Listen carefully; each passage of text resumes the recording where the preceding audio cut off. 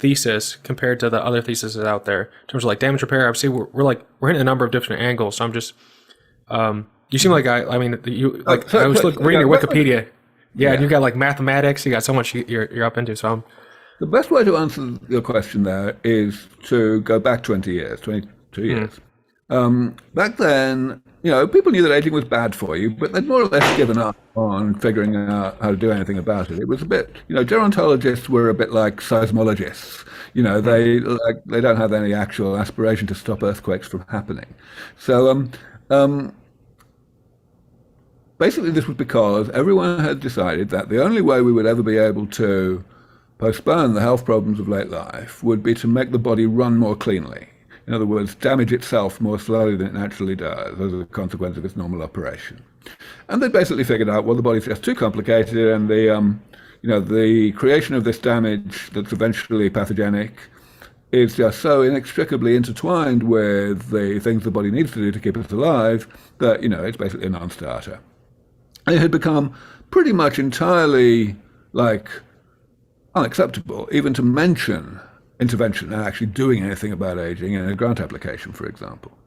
So my big idea, my big Eureka moment, was to realize that actually damage repair may be easier than damage retardation, so to speak. And that's obviously, it took about a decade to become a mainstream concept, but it definitely has been mainstream over the past 10 years.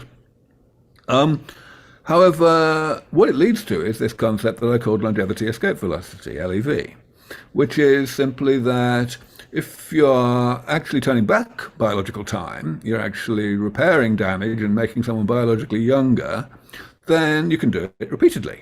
You can do it as often as you like. And in particular, you don't have to do it perfectly from the beginning, but it'll be as if you did. In other words, if you have damage repair therapies that are fairly good, right, and you apply them and you maybe get 20 years of extra life, then great. But then, however often you apply those therapies that repair, let's call it the easy damage, right? Since they don't repair the difficult damage on its own is going to be able to kill you.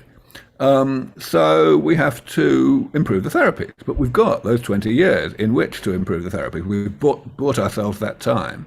So the idea then is that we will be able to rejuvenate the same people 20 years later with, damage repair 2.0 and so on. And so the definition I gave that I called longevity escape velocity was simply it's the minimum rate at which scientists will need to be improving these therapies over time in order that people who are receiving the most recent therapies at any given time will stay one step ahead of the problem and will not get biologically older as they're getting chronologically older.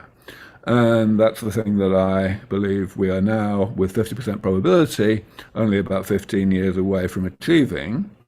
And it's also the name of the new foundation, because basically, the concept of rejuvenation has very much become mainstream. That's what my journal was named after, starting in 2004. That's been the focus. And, that's kind of sold now. But still, most mainstream people run away very fast when you talk about longevity escape velocity, even though, to my mind, it's an inescapable corollary of being able to do significant damage repair.